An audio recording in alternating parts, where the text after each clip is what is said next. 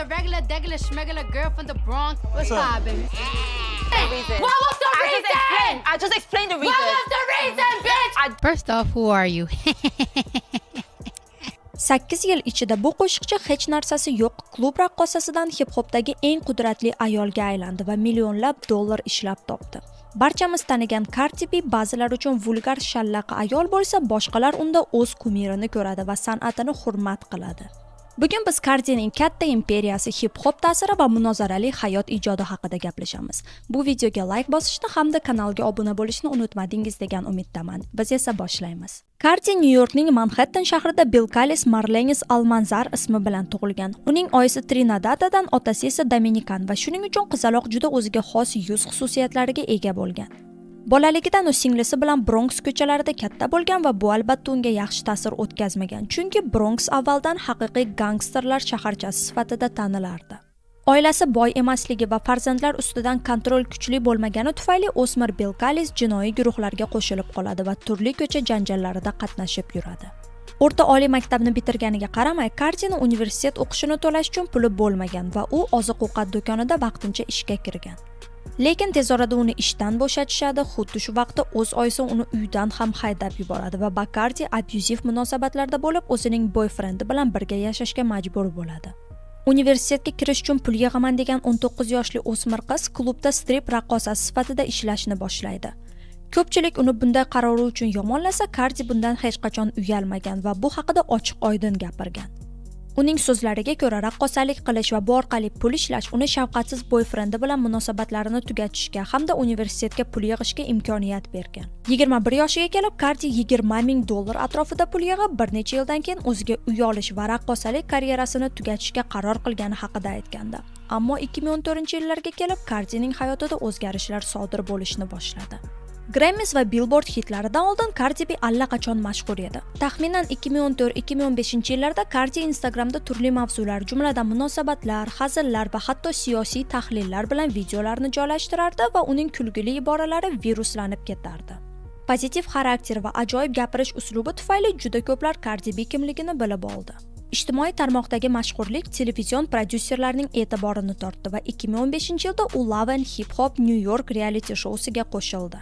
Va keling tan olaylik, televizorga chiqayotgan vaqtda barcha ideal ko'rinishga harakat qilsa, Cardi o'ziga sodiq qoldi. Baland ovozda gapiradigan, kulgili hazillar qiladigan, biroz jinnivoy qiz. Ba'zilar uni o'tmishi yoki aksentini ustidan kulsa ham, Cardiga umuman farqi yo'q edi. Aytgancha, ingliz tilida Cardini kuzatib borsangiz, o'ylaymanki, barchangiz sezgansiz, u biroz ajoyib aksentda gapiradi. Qo'shiqchini aytishi bo'yicha, bu katta bo'lgan mahallaning shivasi natijasida kelib chiqqan. As a kid, I was just always like the funny kid. I used to get kicked out of class. So everybody used to call me Bacardi. So I always call myself Bacardi, right? And then it was my Instagram name, like Bacardi B. But for some reason, my Instagram keep getting deleted. And I think it was Bacardi that had something to do with it. So I just shortened it to Cardi B. 2016-yil davomida Cardi o'zining birinchi mixtape Gangsta Bitch Music'ni chiqardi. Turli boshqa shoularda, jumladan Khloe Kardashianning Cocktails with Khloe'da qatnashdi. Bir yil o'tgach esa o'zining ikkinchi mixtape Gangsta Bitch Music Volume 2ni chiqardi. O'sha yillar uning sanoatda aloqalari ko'p bo'lmaganiga va uni iste'dodli san'atkor emas, balki kulgili reality yulduzi sifatida barcha qabul qilishiga qaramay, Cardi zamonaviy rap tarixidagi eng katta karyeralardan birini boshlashni maqsad qildi. 2017-yilda hech kimni xayoliga kelmaydigan narsa sodir bo'ldi. Fevral oyida u Bruno Mars, Ed Sheeran va Coldplay kabi mashhur yulduzlarning labeli bo'lgan Atlantic Records bilan shartnoma tuzdi. Iyun oyida Cardi Bodak Yellow qo'shig'ini rasman barcha platformalarda chiqardi. To'satdan Bronxli qizning qo'shig'i butun dunyo bo'ylab viruslanib ketdi va yozning haqiqiy rap madhiyasiga aylandi. Track Billboard Hot 100 chartida birinchi o'ringa ko'tarilib, Cardi deyarli 20 yil ichida yakkaxon track bilan shu o'rinni egallagan birinchi ayol rapperga aylandi. Qo'shiq 3 hafta ketma-ket chartlarda birinchi o'rinni egallab, Kimsan Taylor Swiftning Look What You Made Me Do qo'shig'i bilan tenglashdi va 2017-yilda Cardi birinchi o'rinda eng uzoq joy egallagan ayolga aylandi. Sanoatning uni hurmat qilishdan boshqa ilojisi yo'q edi. 2018-yilda Cardi o'zining Invasion of Privacy debyut albomini chiqardi. Variety va New York Times jurnallari albomni ushbu 1000 yillikning eng kuchli debyutlaridan biri deb atadi. Albom AQSh chartlarida birinchi o'rinni egalladi. Shu bilan birga Cardi Billboard Hot 100 chartida bir vaqtning o'zida 13 ta qo'shig'i chartga kirgan birinchi ayol xonanda bo'ldi. Albom chindan ham muxlislarga yoqdi. I Like It yoki Be Careful kabi qo'shiqlarni odam hozirgacha mazza qilib eshitadi. 2018-yilda Maroon 5 bilan collab bo'lgan Girls Like You treklari hamda Selena Gomez, DJ Snake va Ozuna bilan aytilgan Taki qo'shiqlari katta hit bo'ldi va YouTube'da ikkala kliplar ham milliardlab prosmotrlar yig'di. He said he really wanna see me more. I said we should have a date where 20 over the limit. The red light, stop. I don't play when it comes to my heart. Cardi B o'sha yilning American Music Awards hamda MTV VMA mukofotlarining har birida 3 tadan nominatsiyada g'alaba qozondi va 2018-yilning eng ko'p tinglangan ayol xonandasiga aylandi. Buning ustiga 2018-yilda Time jurnali Cardini dunyodagi eng nufuzli 100 ta odam yillik ro'yxatiga kiritdi va uni yangi rap qirolichasi deb atadi. Bu esa boshqa bir hip-hop xonandaga umuman yoqmadi. Lekin u haqida gaplashishdan oldin barchangizni Telegram kanalimga hamda Instagram sahifamga taklif qilib qolaman. Agar sizlarga show biznes va Gollivud yangiliklari qiziq bo'lsa, havola ekranda hamda video opsiyasida bo'ladi. 2017-yilda Cardi B'ning ayollar hip-hopidagi kutilmagan muvaffaqiyatidan keyin rap qirolichasi deb tanilgan Nicki Minaj uni bir nechta platformalarda tabrikladi va ular hatto motorsport trekida kollaboratsiya qildi. Aytgancha, u yerda Cardi B'ning bo'lajak turmush o'rtog'i Offset ham qatnashgan, lekin bu haqida biroz kechroq gaplashamiz. Ayni motosport syomkalarida Nicki va Cardi o'rtasida sovuqchilik paydo bo'ldi. O'ylaymanki, hech kimga sir emas, Nicki Minaj ko'p yillar davomida o'ziga xos uslubi va o'zi yozgan qo'shiqlari bilan rap olamining qirolichasi bo'lib tanilib kelgan. Lekin Cardi to'satdan juda kuchli raqobatchi sifatida paydo bo'lganda o'yin qoidalari o'zgarib ketdi. Cardi o'z uslubini Nickidan ko'chirgan degan da'volar juda ham ko'p edi. Bill Callis'ning o'zi Twitterda Nickini naqadar yoqtirishi va u kabi reper bo'lmoqchiligi haqida ham gapirardi. Bunday solishtiruvlar Nickini Cardiga bo'lgan munosabatini o'zgartirib yubordi. Minaj yosh reperni plagiatda hamda qo'shiqlarini hitga aylanishi uchun DJ-larga pora berganida aybladi. Bu mojaro haqida mana bu videoda ham gaplashgandik. 2018-yilda New Yorkdagi moda haftaligidan keyin hamkasblar o'rtasida haqiqiy janjal sodir bo'ldi. Cardi Nickiga poyabzal otib yubordi, unga jismoniy hujum qilishga urindi va natijada peshonasida g'urra bilan kechadan qaytib ketdi. Ijod tomonidan Nicki Minaj menga ko'proq yoqsa ham, inson sifatida u haqida yaxshi mishmishlar yurmaydi va balki rostdan ham Cardining katta muvaffaqiyatini ko'rib unda g'ashi kelgan va o'rtada tushunmovchilik sodir bo'lgan. Sizlar o'zi bu haqida qanday fikrdasiz? Team Cardi yoki Team Nickimisiz? Izohlarda bo'lishing. Raqobatchilarning fitnalariga qaramay, Cardi rekordlar urishda davom etdi. 2019-yilning Grammys marosimida reper 5 ta nominatsiyaga sazovor bo'ldi va tarixda birinchi bor eng yaxshi albom nominatsiyasida g'alaba qozongan yakkaxon ayol xonandaga aylandi. Fevral oyida Cardi Bruno Mars bilan Finesse qo'shig'idan keyin yana bir kollaboratsiya bo'lgan Please Me trackini chiqardi. O'sha yili Cardini Houstondagi shouda chiqish uchun 75 mingdan oshiq tomoshabinlar kelgandi va bu juda ko'p mashhur yulduzlar havas qiladigan raqamlar edi. Bularning barchasi sodir bo'layotgan vaqtda Cardi sanoatga yangi narsa olib keldi. Haqiqiylik. U o'z o'tmishini yashirmadi, ideal bo'lishga harakat qilmadi. U Instagram live'da haterlarga qarshi chiqdi va mukofotlarda ularni ustidan kuldi.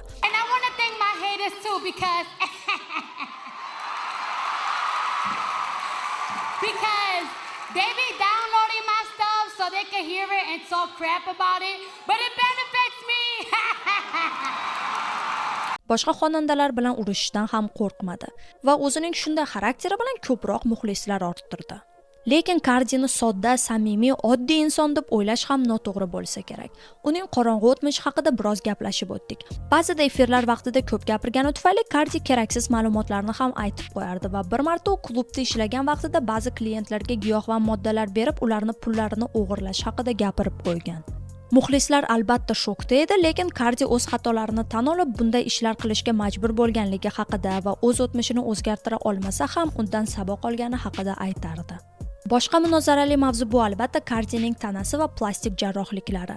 Reper o'zi tan olganidek, u atiga 19 yoshida birinchi bor ba'zi tana a'zolarini kattalashtiradigan plastik jarrohlikni boshidan kechirgan. U vaqt u hali ham oddiy o'smir edi va puli ko'p bo'lmaganligi tufayli operatsiya professional doktor tomonidan qilinmagan.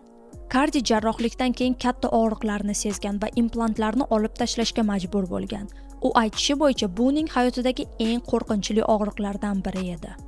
O'zi Kardining brendini yana ham mashhurroq qilgan narsa bu albatta uning figurasi. U bir nechta jarrohliklarni boshdan kechirganini ochiq-oydin tan olgan, lekin o'zining muxlislariga bu narsani tavsiya qilmasligini ham aytgan. Kardining shaxsiy hayoti haqida gaplashsak, u ham xuddi karyerasi kabi dinamik bo'lgan. Endi mashhurlikka erishayotgan vaqtda u Offset ismli reper bilan tanishib uni sevib qoladi va deyarli bir zumda ular hip-hopning eng mashhur juftliklaridan biriga aylanadi. Dabdabali uchrashuvlar, qimmat sovg'alar va Offset sahnada Kardiga turmush qurishni taklif qilishi. Bularning barchasi tashqaridan ertakka o'xshardi. Ammo parda ortida ishlar chigal edi. Offset reputatsiyasi yaxshi reper bo'lmagan va uni bir necha bor Kardiga xiyonat qilishda ayblashgan. Kardi dastlab uni bunday mish-mishlardan himoya qilgandi va ular hatto 2018-yilda birinchi farzandlari Culture'ni kutib olishdi. Ammo munosabatlarda ajrashish, yarashish kachalalari boshlangani tufayli o'sha yili juftlik ajrashgani haqida xabar berdi. Offset sahnada qo'shiq aytish vaqtida "Meni oldimga qayt, Kardi" deb yozilgan gullar bilan sevgilisini hayratda qoldirdi. Bu video viruslanib ketdi, muxlislar ikkita lagerga bo'linishdi, ammo oxir-oqibat Kardi unga yana bir imkoniyat berdi. Va bu faqatgina boshlanishi edi. 2020-yil barchada koronavirus bilan assotsiatsiya bo'lgan vaqtda bu yil Kardi uchun karyerasidagi eng muhim yillardan biri bo'ldi. Avgust oyida Kardi Megan Thee Stallion ishtirokida WAP qo'shig'ini chiqardi va bu bir zumda madaniy hodisaga aylandi.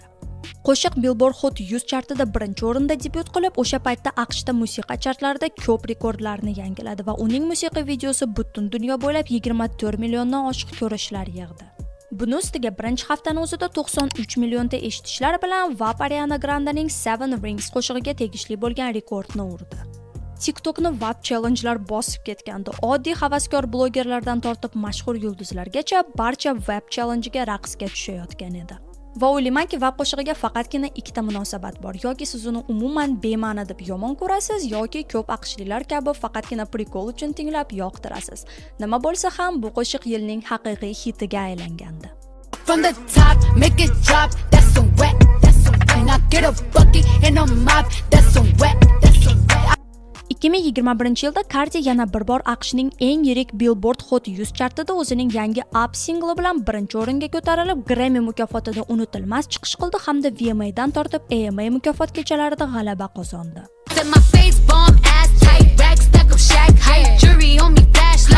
U shuningdek bir nechta mashhur kollaboratsiyalar chiqardi, jumladan Lizzo bilan Rumors, Normani bilan Wildside va DJ Khaled bilan Big Paper.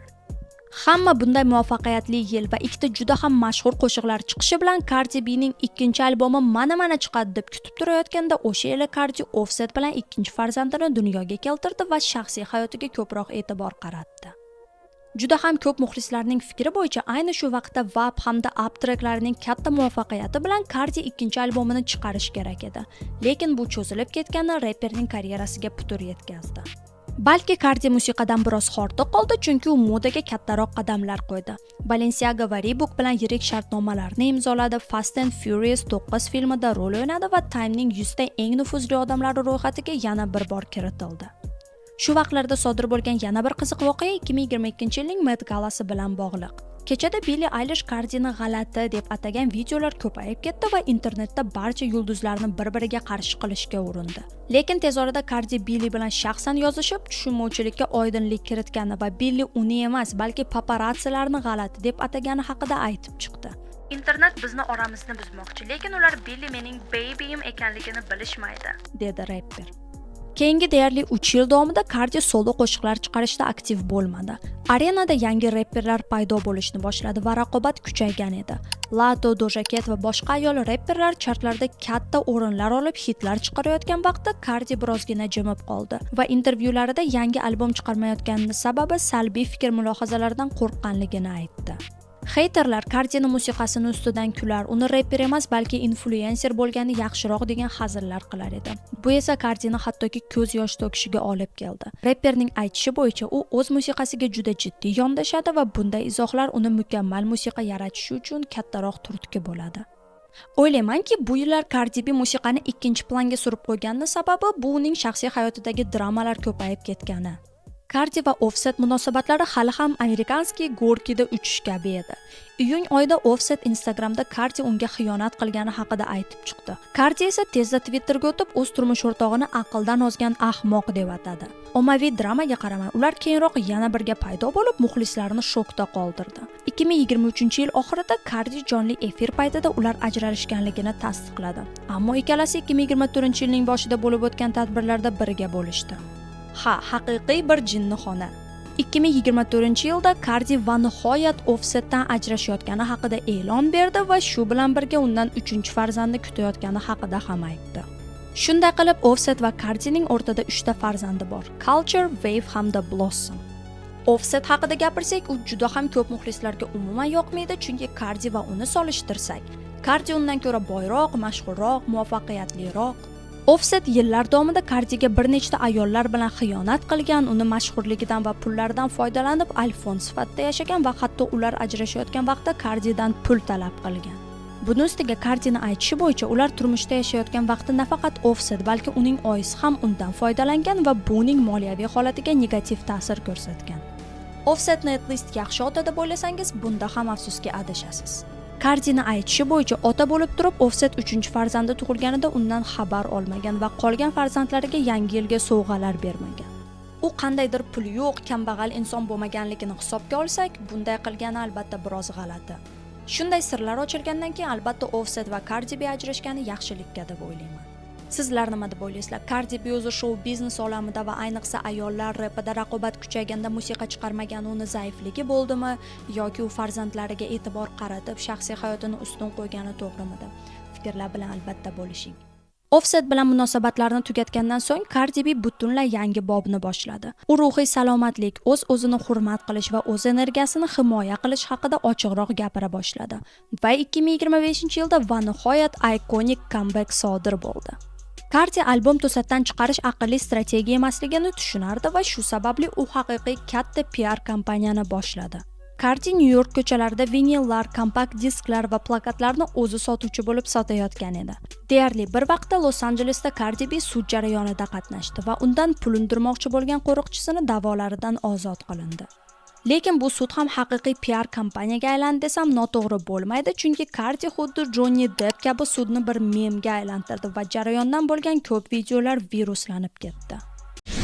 Yesterday you had black hair, short hair. Today it's blonde and long. Which one is your real hair? Or are they both real? They're wigs. Okay. U shuningdek Walmartda meet and greet imzolash tadbirini o'tkazdi va muxlislari bilan muloqot qildi.